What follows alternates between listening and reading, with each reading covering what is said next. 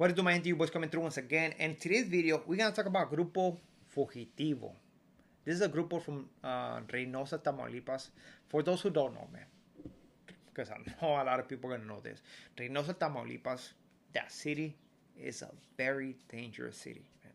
That's one city I would not like to go to and visit. Straight up. First of all, I don't think there's gonna be nothing that I want to see over there. And second of all, it's very dangerous, right? Doesn't matter that I'm not involved in nothing. Does not matter, man. But I'm not willing to gamble with that stuff or play with my life, right? So this grupo had an event on Sunday, right? This past Sunday, in where I think they went to a nightclub or a bar, right? Usually groups like this, they make like around $250 per hour, which is good money, man. Depending how many hours they're gonna do, sometimes they require, okay, if you're gonna hire us, you have to do it for 4 hours, 5 hours, or whatever, right? So they went to this event. As soon as they're finished that event, they already had another event booked the same day, right?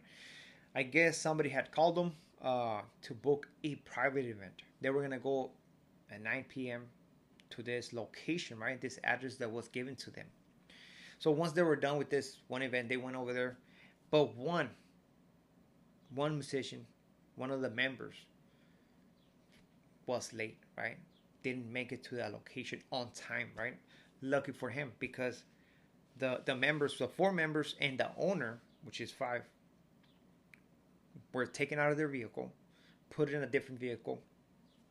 Their SUV with their logo was left behind.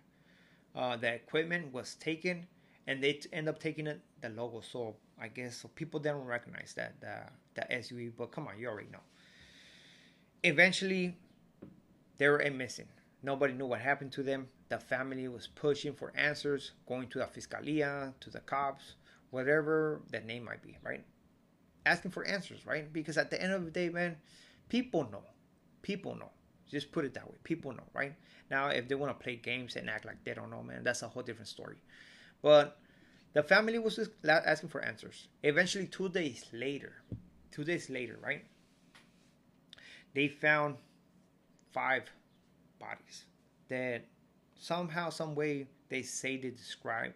They match the description of these individuals, right? I don't know how they matched the description because these 5 bodies were burned, right? So that's what I'm thinking, right? So now the family came out and said, hold on, man. You cannot be spreading fake rumors because at the end of the day, we don't know if that's our family members. And you have to understand their point of view. They want to find their family members alive, man. Come on.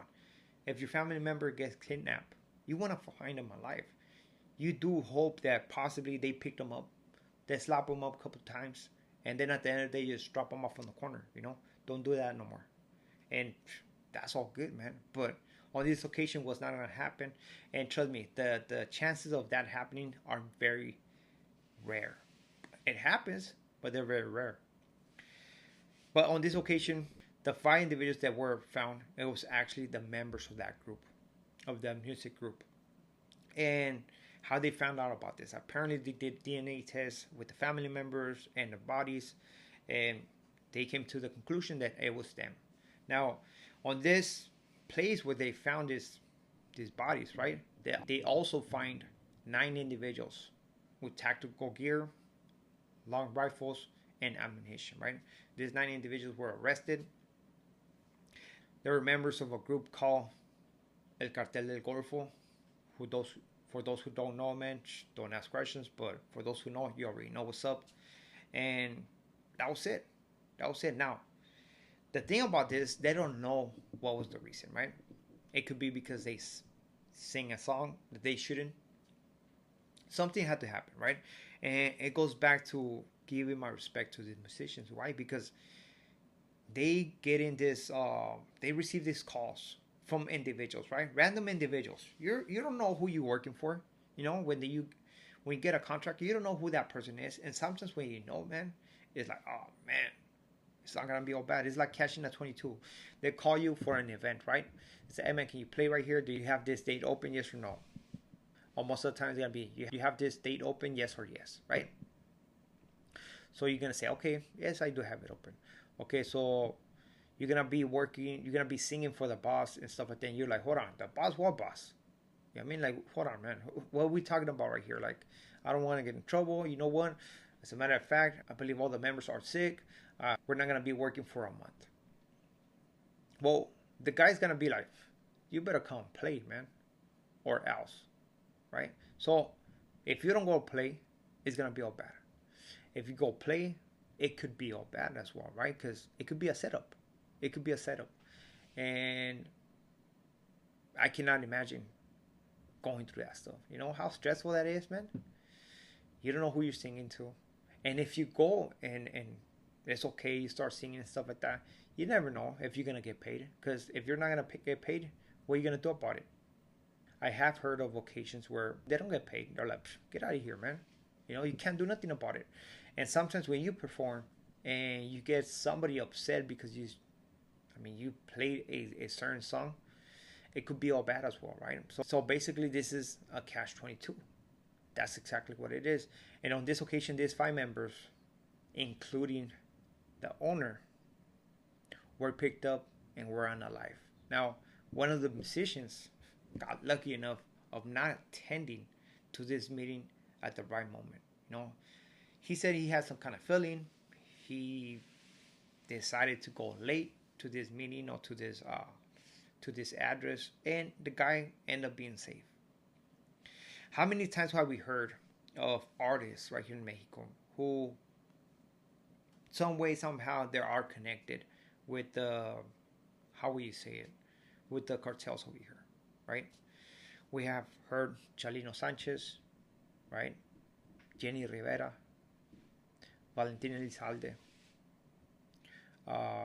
the guy from Capaz de la Sierra.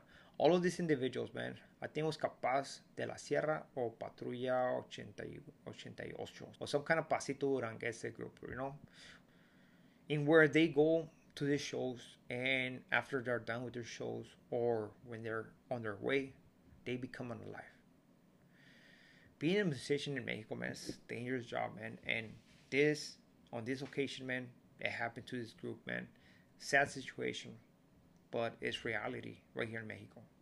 And where individuals trying to earn their money, doing the right thing, right? Working like a normal city, like a normal civilian should be working. But always something has to happen, and where somebody is not happy with the way you sing, at what time you're singing. Somebody's always going to be upset about something. Why? Because they live a life of Margarito, of amargado, being upset all the time, you know, sour.